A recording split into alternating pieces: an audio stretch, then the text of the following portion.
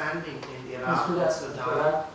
Now they are taking risks. Obviously, perceptions of risk vary from where you stand depends on where you sit. Obviously, right? And maybe the answer lies in developing indigenous capitals, like a certain anglicized Libyan banker coming out of CSFB or UBS and setting up Arkan capital. Maybe that's the answer. Maybe the answer lies with that the Morgans and the Rothschilds of this region are sitting right here in this room. I know at least one of them. There was a question somewhere there. Andrew, sorry, at the front here. We'll give this table a chance over one at a time. But I think pass the microphone, especially this one. There's that one. That's good. Go for it. Yeah, Andy Sutherland. I'm with Synergy here in Dubai. Two questions to Your Excellency. Number one, the business that I'm in oil and gas, we're looking to have a good resource of engineering and earth science skilled people. And over the period of the last 10 years, I've been fortunate to have been able to work with and find talent from Lebanon. From talent, fine talent, Scottish. Yes, Scottish accents sometimes, and not really. That's why the Irish in the corner stay so quiet. Nobody understands them. And that's been great. But my question is what is the commitment from Lebanon's side towards the universities to continue developing that expertise in the energy sector, which is a very big part of the Middle East, after all. So that's question number one. And secondly, we see an opportunity to develop our skills base in Lebanon, but the question would be, especially when you consider the country is so constrained in terms of its area and is developing, would we suffer potentially from the same cost escalation that we did in Dubai over the last few years? So the two questions is, what is Lebanon's commitment to investing in the engineering and the geosciences? And number two, what is the plan to make sure an infrastructure is in place to allow us to be able to set up there? Yeah.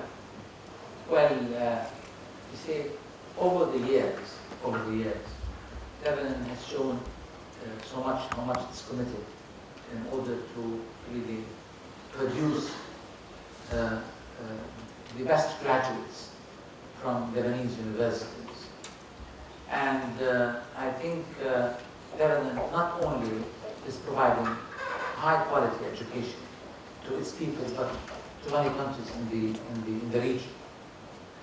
And this will continue with the rate at which new institutions are being really established, and again at the same time with greater emphasis on quality education. And this is really proven in terms of, let's say, the quality of our engineers, our medical doctors, and in other fields as well. And this is there and will continue, and there is something inherent in the minds of the Lebanese, is that they know at the end of the day their human capital is the most important capital that they have. This is their wealth, and they are going to really invest further. And this is the commitment of the Lebanese government, as well as the private sector is concerned. Now, Lebanon has managed over the past 3 years, to give the example, the last 3 years, to generate the highest rates of growth with the lowest rates of inflation, vis-a-vis, let's say, compared to the region. So this is something, again, will be prudent monetary and as well as... On the real estate side, one might argue that there is, as Andrew's pointing out, an escalating cost dimension there, bordering on a bubble. Yeah, even let's say, with some increase in the value of real estate. But let me say, you still find in Lebanon it's less expensive than Cairo and Damascus for the price of real estate. Comparatively, let's say, quality. Now, as far as I'd like to mention something perhaps, because you are in the oil and gas, that Lebanon over the past years has been doing a great deal of work in terms of really exploring what are the potentials of having oil or gas in its offshore exclusive economic zone. Lots of work has been done in terms of the seismic surveys, which has proven to be that the chances are extremely good, extremely good. And now we are in the process of analyzing our law in this respect, which is very important to see from all sides, economic, financial, environmental, particularly what we are seeing now is happening in the Gulf of Mexico, is that with the leakage of oil over there. So this is very important matter. We are developing the new law in Lebanon, and I think it will be ratified by the Parliament in the coming few months, which would allow Lebanon to really make it possible to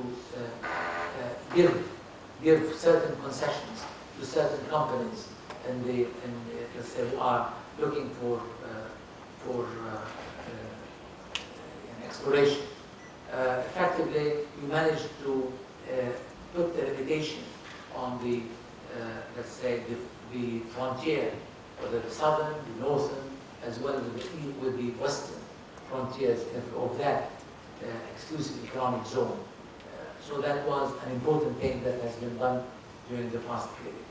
So this is what I really think as far as this area is concerned. Andrew, are you finding it a challenge to find the talent, engineering talent? We've seen obviously the decline in graduates, or the situation in Iraq, which previously was a provider of great engineering talent into the energy industry. But from the region, do you find it a challenge to find that talent? Yes. Just go for it. You've got a baritone otherwise. Okay. The microphone come across. Yeah, we the real dearth of talent is, you know, finding talent from, say, the more established markets in the West, you know, Europe and the States predominantly.